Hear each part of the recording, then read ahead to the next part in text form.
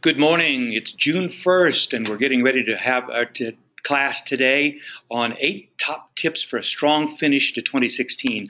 I heard on television this morning that today is the first official meteorological day of summer, although actually, technically, summer doesn't start for a few more weeks. Well, third quarter in our business actually only starts July 1, but I'm going to suggest that today is the meteorological start of the third quarter because it's time for us all to be thinking about and giving some planning to what we're going to do the rest of the year, especially what we're going to do to make sure that we finish strong.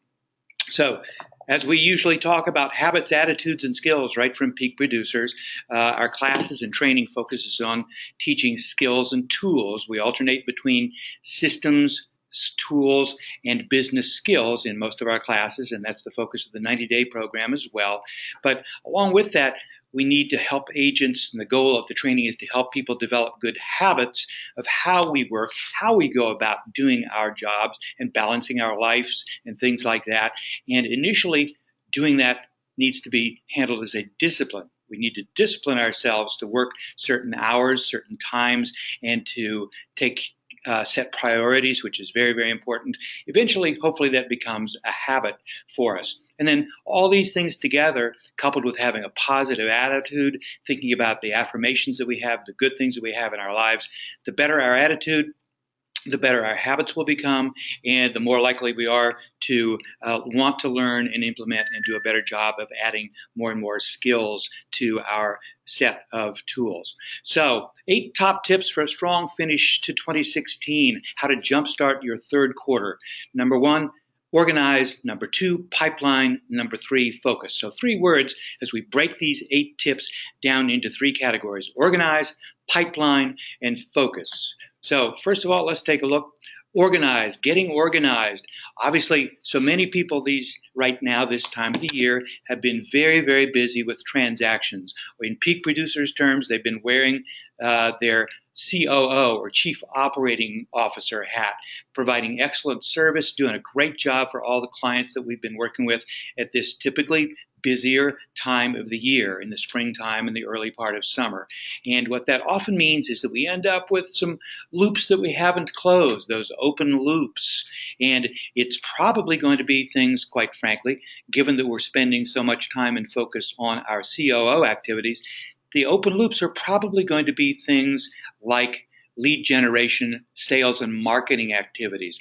I've had 2 conversations in the last 24 hours with agents who talked to me about how excited they were. They've had 5 closings this month or 6 closings this month, and by the end of the month, they'll almost be where they were in volume last year. Very, very busy, very, very good. And then I've asked that question, so what's in your pipeline? And they've sort of looked like, well, I'll need to work on that. So that's one of those open loops, and we'll talk more in detail about the pipeline in a minute. But open loops, closing open loops, is very, very important for us. So let's take a look at these one at a time. The open loops, first of all, list the open projects that you have. It may be that you planned at the beginning of the year to do an e-card campaign for all the holidays, but you never quite got around to it. Not too late to start thinking about that and doing that for the rest of the year. You may be looking at doing some pop buys or scheduling that client appreciation party in September. And wow, you meant to do that back in March, but you got very busy. So take a look at those open projects that you have and look at them and decide which ones you want to focus on, and then schedule your priorities. Schedule your priorities. We were listening to a Buffini video just last week at a Peak Producer Roundtable that we had with all the alumni that have gone through the Peak Producer program. And Buffini talks a lot about priorities, and he said something that really opened my eyes to a way to look at it. He said the key is not to prioritize your schedule, but to schedule your priorities. Think about that. It's not to prioritize your schedule, but to schedule your priorities. Remember, your priorities are those things that are most important to building your business for you. Your schedule will involve things like responding to things, doing COO activities, providing good client service. If you only look at what is out there that has jumped up onto your radar screen and then try to prioritize that, you're going to leave out those big rocks that we talk about, which is the most important elements of your business building going forward. So don't prioritize your schedule, but schedule your priorities. Put them first. And remember, one of the things we talk about with those priorities of your marketing and sales activities, first, not most. You want to focus on those first. You're not going to spend most of your time. Most of your time is going to spend on the COO, the Chief Operating Officer, client service activities by far. But if you don't do your top priority sales and marketing activities first, you will never get to them. So schedule your priorities. And then as you've looked at your open loops, think about what you want to accomplish for the rest of the year. Set an agenda with deadlines. Put deadlines with all these things that you want to do. Finish up your e-cards, finish up other items for the next 3 months or whatever it might be. If you don't put a deadline with it, one of the things that Buffini talks about, and others as well, a goal without a deadline is merely a dream. So it's nice to have dreams, but this is business. So in order for a business to work, you need to have deadlines with those agendas. So number 2, empty your inbox. Again, this is under the organize category here. Inbox empty. Again, when we get busy, and even when we're not busy, email tends to be one of those things that can so often plague us and make us turn us into not as being efficient as we would like to be. I know I tend to suffer from the little thing of where I hear a ding on my phone, and I have this urge to pull it out and look to see whether somebody wrote me an email. Obviously, there's times when if you're expecting a counteroffer or something like that and it's 10 minutes before the deadline, yeah, you better look at your email no matter what you're doing. But most of the time, it's better to set up a time to manage looking at and working on your emails. And then one of the key things is to use the one-touch method in dealing with your emails. Touch it only once. That's a key in being successful at managing your time and your energy, is touching things only once. And emails is one of the best and easiest things to do. Touch them only once.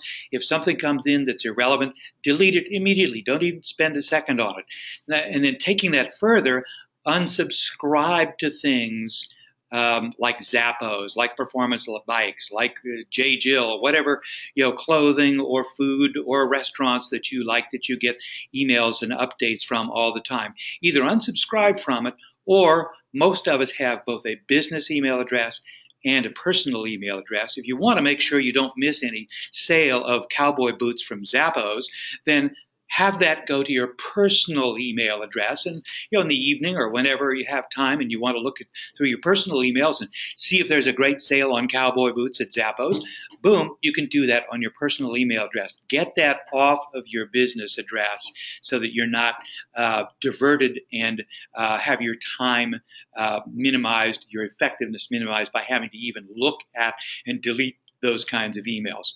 So unsubscribe from those or put them into your own personal email. And then for your business email address, set up folders or forward things to Evernote. Just a few weeks ago, we had a class all about Evernote and getting things done. I'm a firm believer in Evernote as a fabulous tool where, as you can see in the little drawing there, you remember everything and anything you put in on your phone or your computer or your laptop or your tablet, it immediately is in all the other devices, so you never lose anything. You can put things in there. And one of the great things about Evernote is that you get an email from that client that says, yes, I've decided to, I agree, let's go ahead and lower the price, go ahead and prepare that amendment for me. That's great. Forward it immediately to Evernote and put it in their Evernote folder that you've set up for that client, so you can track everything so that you never have to go looking weeks later or days later or even hours later. Now, did they tell me they wanted to drop it to $275 or did they say they wanted to drop it to $270? Daggone it, what did I do with that email? Yes, you can also set up folders in most email systems, but with those folders, you have to get into your email to see them. if you're out on your bicycle and somebody calls you and say, hey, did we say we were going to drop it to 275 or 270? You can pull out your phone, which you probably have with you even when you're out bicycling, and you can look in Evernote and pull up their folder and say, oh, we agreed to 270. I'll take care of that right now when I get back. So again, looking at how to be better organized, we talk about that a lot. The best use of your time is marketing and sales and customer service, not fooling around with this kind of thing. So getting organized is hugely important. Number 3 under the organize area is decluttering social media.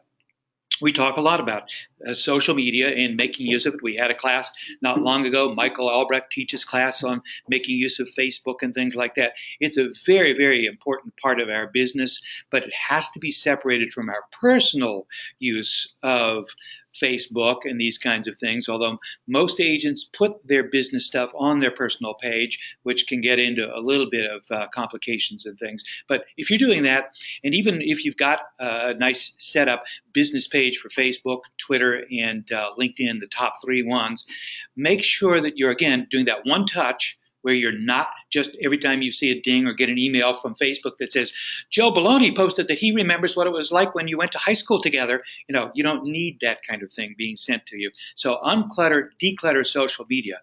Unfriend or unfollow people that you don't want to hear from. So much of the stuff that comes in on Facebook comes from the people that, again, at my age, somebody that I went to high school and haven't seen, that's a number of decades ago. And it's kind of fun to reconnect with them. But if it turns out that they really are someone I don't really particularly want to understand what their political views are or what they're doing in their life, unfriend them or block their posts from appearing automatically, so that if you want to see what Joe Baloney is doing and you're sitting by the pool on a Sunday afternoon or something, you can go look and see what Joe Baloney is doing. So block or unfriend, and create lists on Facebook of people and take a look at those lists and organize yourself better there. Number 2, ration your time. As I said, this will be key. Don't just respond, and don't find yourself looking at Facebook just for the sake of looking at Facebook. We all do it. I was just doing it earlier this morning. But be very careful about doing that unless you're using it for business purposes. Set a time every morning from 9:40 to 9:45. I'm going to get on Facebook, take a look, see if there's anything interesting there, and forward it or repost it or whatever, and boom, done. 5 minutes, out of here. And then also, if you do in that 5 minutes see that somebody has posted a neat article about real estate that you'd either like to share or you want to read it before you share it to make sure that it's appropriate or whatever, forward it to your Evernote reading list. Usually there'll be links and things like that so that you can follow up with it. So decluttering social media will be huge as we spend more time on social media and using it to our benefit. You have to be aware of getting trapped and caught in it and spending too much time in it. So that's the 3 elements under the organized element. Now, let's move on to the second portion, the second single word for us to focus on, and that is pipeline. What are we doing with our pipeline? Again, I talked to a couple of people, as I said, who had 5 or 6 closings this month or this week or last week and had a great May. It's been a busy, busy spring, but they really, when you ask them what's in their pipeline, they sort of go, wow, gosh, I don't have any more listings on the market right now. Aha. And what are you doing to bring in more listings so that your pipeline is filled? So that's a key for us to be thinking about right now. June should be still a busy month for most people in the market with the closings, with the contracts that we've written in April and May and that kind of thing. So, but what are we doing third quarter? So the keys here, 3 elements: contact your prospects, schedule third quarter, and shoot some gratitude videos. Let's look at these one at a time. Contact every prospect. Again, this is probably one of the areas where we've been not as active as we know we should be when we get busy in that COO hat, the Chief Operating officer hat of actually providing great service and transactions for our clients. So we need to put back on that CEO hat, the Chief Executive Officer, the Rainmaker hat, working on building our business for the longer term. So first thing to do would be to contact everybody on your prospect list. You do have a prospect list, right? Those are the people who are thinking about buying soon or selling soon or listing or whatever. And that might mean 6 months. It might even be a year. But if they're on that list, contact them. You probably haven't done that for a little while. Confirm their plans. Hey, Wally got their promotion earlier than he thought. So yes, instead of waiting till next spring, we'd like to think about buying or selling now or in the September. Confirm their plans, confirm their motivation. Well, I haven't gotten that promotion yet, and I don't know, I hear horror stories about the interest rates skyrocketing. What? So confirm their motivation, see where they are, and respond to their motivation and help them parse and understand what's going on in the marketplace and why it might be a good idea to move sooner rather than later, especially if they're thinking of selling a house. And then confirm their timing. Obviously, all that ties in together. And this will help you then be putting together your business plan for the next quarter, for quarter 3. Also, don't forget to ask for referrals. When you're talking to these are people who already like you. They've already committed at some level or another. Maybe they're even inactive clients who've bought or sold with you before, thinking about buying or selling again. So these people in these conversations are people who already like you and are pretty much committed to working with you. So don't forget to ask them for referrals. If you're doing this the Peak Producer way and have gone through that training, you know that anyone who is a client or a prospect, whether they're thinking about buying in 6 months, 3 months, or a year from now, you've made it clear to them that, hey, I want you to know that I am here as your real estate advisor, your real estate expert. You have any question on anything, you're thinking about putting your house on the market next spring, and you'd like to think about what we should be doing now and budgeting for to upgrade our house or to fix up on our house, let me know. I'd be glad to come out and chat with you, even though it might be a year before you're thinking about putting on your house on the market. You get your tax bill. You're renting and you get something from your landlord that you're not sure what it means or whatever, and you're a prospect, you're thinking about hoping to buy with me next year, and you get something from your landlord. Boy, give me a call. Let me see what I can do to help you. And if I can't help you with that lease, I can contact someone in my office who knows commercial side of things and knows the leasing side of things and might be able to help you. So I'm your real estate advisor. Call me whenever you have a chance. So when you've got that kind of a context to ask them when you make this call, confirming their plans and asking them if there's anything you can do for them, there's 3 elements to that conversation. Thank you again for your commitment to work with me. I look forward to helping you buy next year. Or thank you again for allowing me to help you buy your house on Wendy Way 3 years ago. I look forward to helping you sell it next year. So the thank you. And then number 2, what can I do to help you? So thank you. What can I do to help you? And by the way, or hey, as I've mentioned before, you can really do me a favor by keeping me in mind when you talk to other people, your friends, your people at the office or work or wherever, say they're thinking about buying. Mention my name to them, give me their name. I would love to follow up with them and provide my excellent service to them. So ask for referrals, reminding them to do that, because we sometimes feel uncomfortable about that, but if these are people that like you and already want to work with you, already committed to work with you, already may have worked with you. So asking them for referrals, this is a referral society we live in these days. So don't forget to do that when you're going through these conversations. And then last, delete the D's. You call somebody up and they say, we've found another agent, or our sister-in-law has gotten into the business, and we're committed to using her, and or whatever. So, if it's not going to work out, then there may be time to delete them from your list. Or the worst one is, we're thinking about buying, and we've talked with 2 or 3 other agents, and we like the idea of just sort of making it a competition with, whichever agent can find us the best house. And, we'll work with the one that finds us the best house. Okay. Ding, delete, goodbye on that one. Obviously, unless you can talk them into making a commitment to you in writing. So number 5,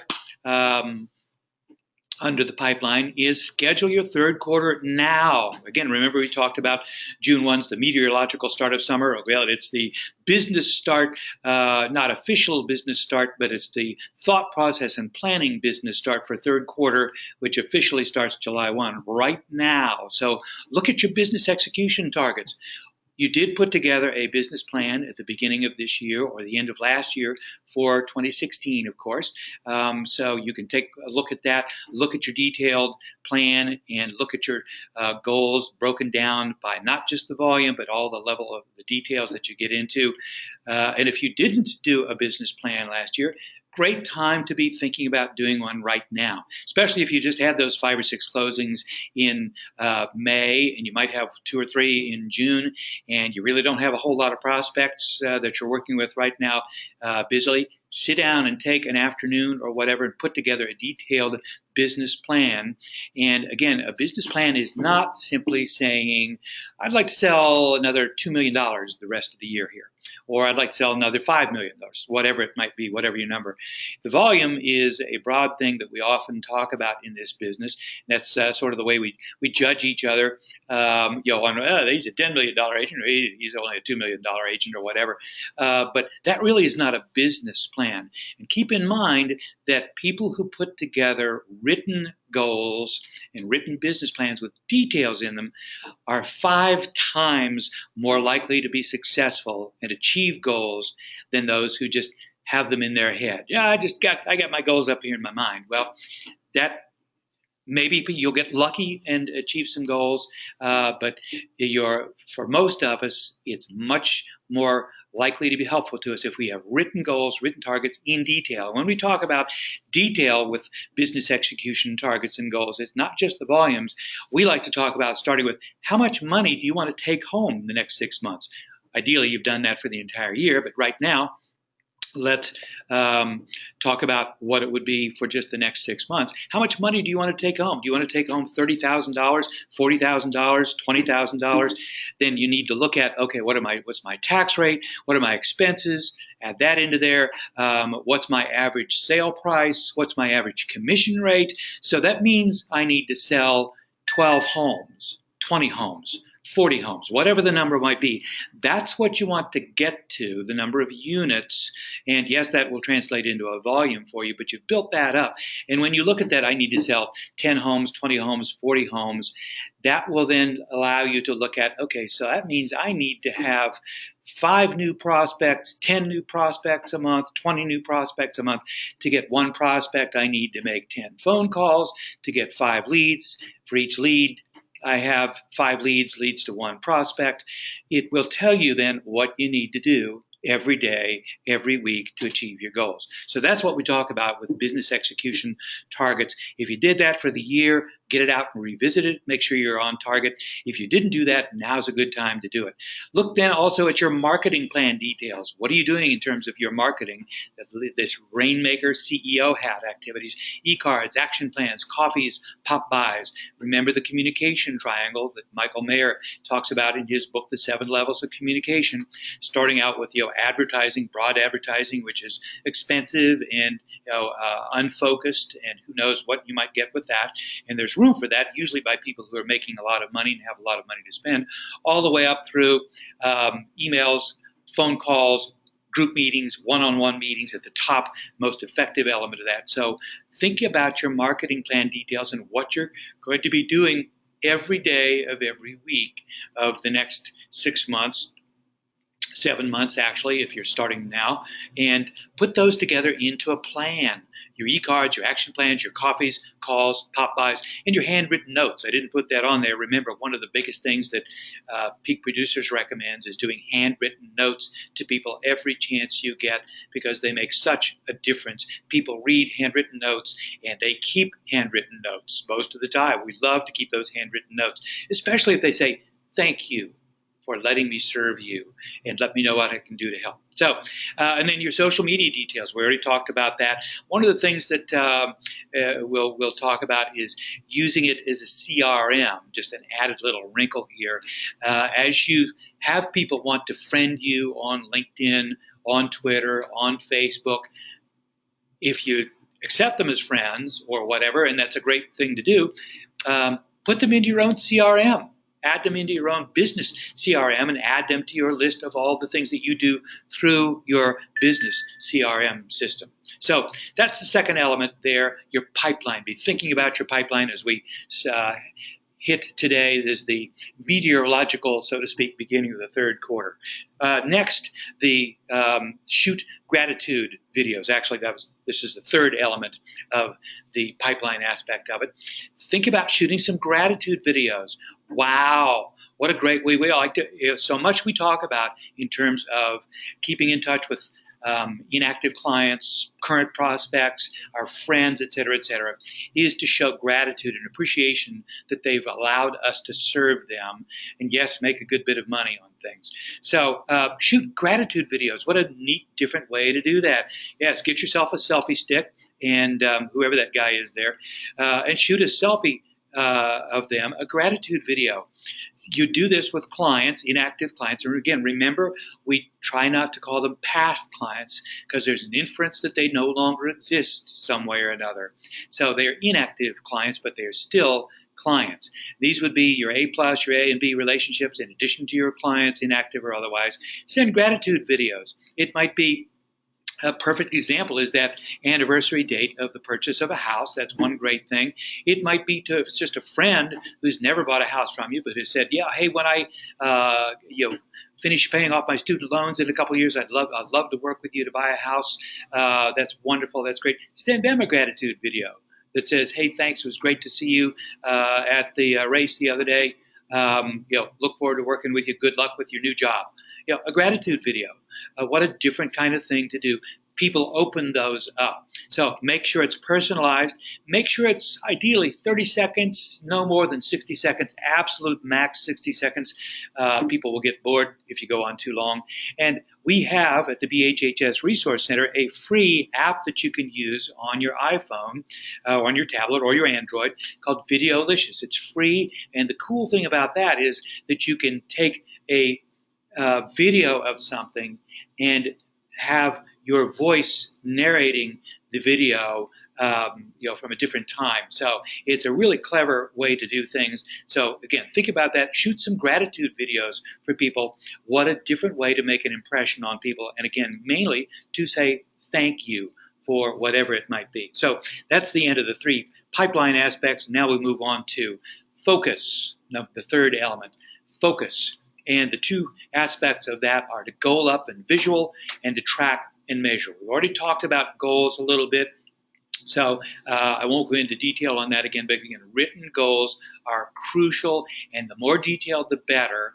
And the key is to think about them and look at them every day. When you do a written goal setup where you get down into, I need to sell 5 houses, 20 houses a month, whatever it might be, 2 houses a month, which means I need 5 prospects a month, which means I need 20 leads a week, which means I need to make 8 phone calls a day.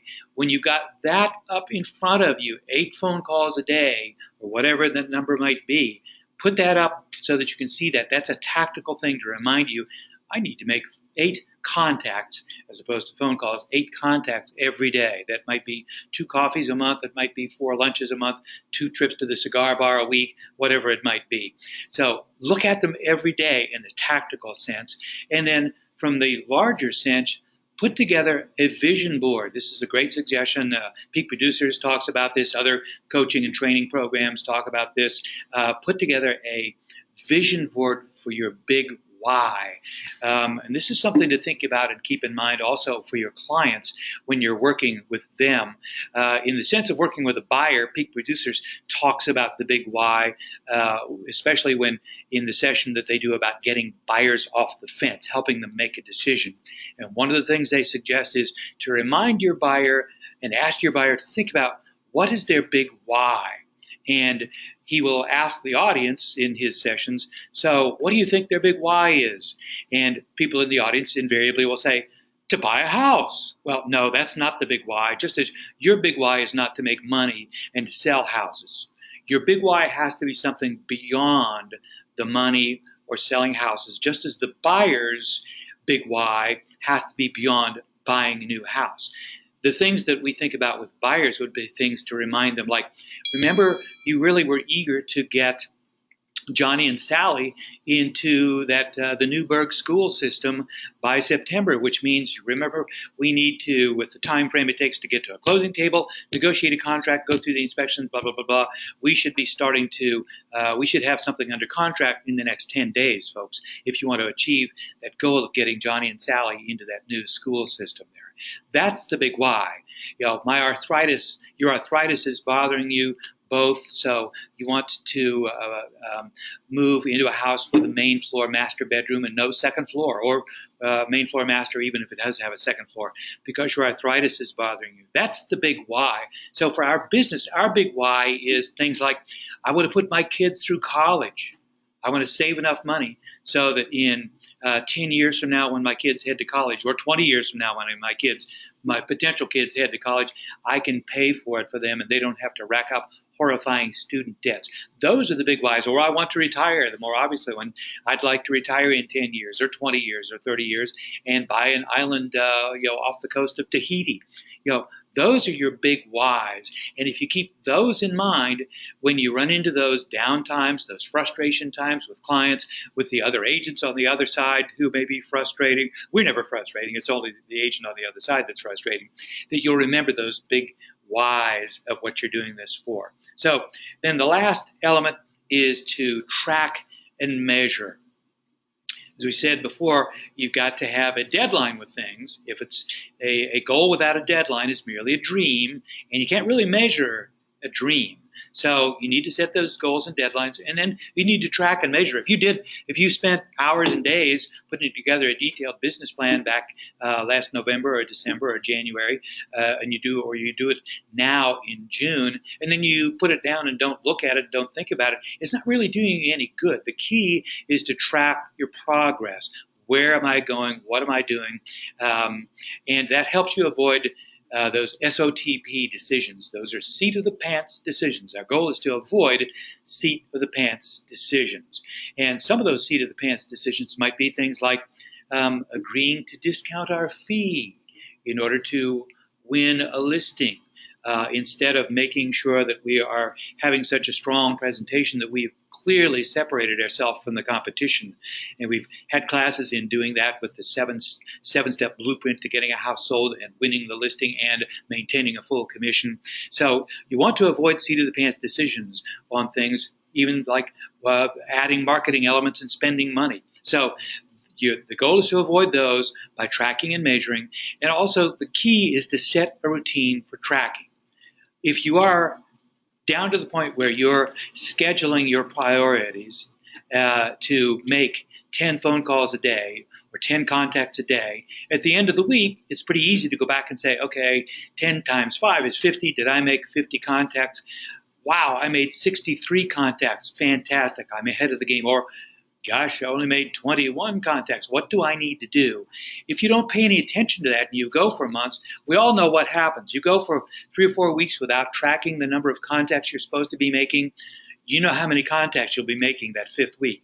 Probably 0, because you've sort of forgotten about the need to do that and the fact that it's on your agenda to do. So set a routine for tracking and hold yourself accountable.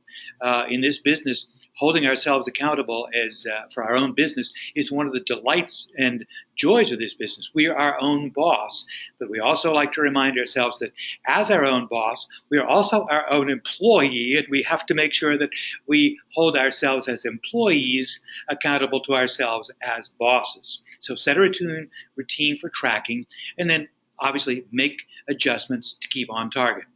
Is it impossible for you to make 10 phone contacts a day? Then what will happen if I can only make 6 contacts every day? How do I do that and make sure I'm doing that? And what does that do in terms of changing my dollar goals in terms of what I want to achieve? So that's the last element of focus. So remember, it was organize, pipeline, and focus. Those 3 elements as you think about heading into the last half of this year, with today being the meteorological beginning of the 3rd quarter, so to speak. So again, to summarize, the skill of focusing on goal setting and touches to tee up the second half of 2016. In other words, putting back on that Rainmaker CEO marketing hat that we probably, many of us have taken off or had to only wear occasionally during the busy COO time. That, along with the habit of tracking your activities and stats on a regular basis, will help you establish the attitude of knowing where you've been and where you're going, and help you yield much, much better results going forward. So that takes care of our 8 top tips for a strong finish for the rest of this year. And let's see if I didn't want to do that. And let's see if we have a comment or a question down here.